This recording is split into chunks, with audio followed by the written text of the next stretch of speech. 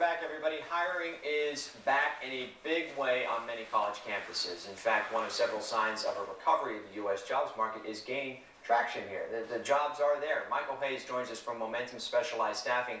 Here are some ways that recent graduates can actually take advantage of these new ways and try to get a new start out there, because it's still tough. Well, it's very tough and it's very competitive because you also have more experienced people competing for those jobs. But as a college graduate, a lot of people are going to look at what you've been doing other than just school. For instance, you're talking about like internships, internships, right? Community projects, volunteer work, those type of things, stuff on campus where maybe you work for a professor or something. It's as a aide, what have you, those type of things are going to separate you from the rest of the crowd. Let me put it this way, you're a senior in college. What should you not be doing, or say you think it's a good thing for you to do morally, but it's not going to help you to get a job?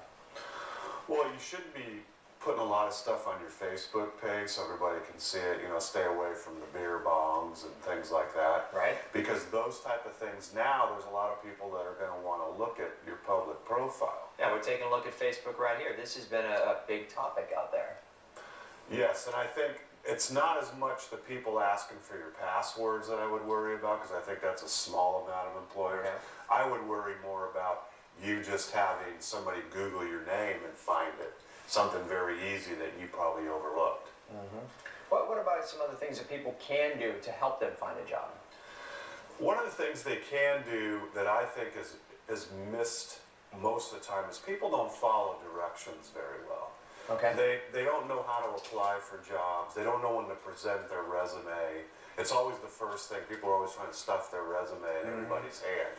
And that's not necessarily the best time, because nobody knows you. So they might just take it to shut you up and get rid of you. Right. Now, are people still not doing spell check? I remember that being a big issue, is spell check. Because you have a couple of misspelling words on there and it just reflects badly back at you. I think that's a big problem, but I think a bigger problem now is text speak. People actually type on resumes, not on resumes, cover letters, and questions that we may ask employees.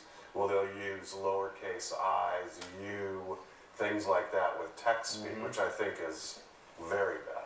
Keep it to one page, your resume? Exactly. Always keep it to one page. I think especially when you're presenting it to people, because they don't have time to read any more than that. Okay. And then internships. We talked just briefly about it, but internships are a big deal, especially when they pertain to something that you might be applying to. Yes, and you also get exposure to the marketplace. You meet people that are in your particular field. Right.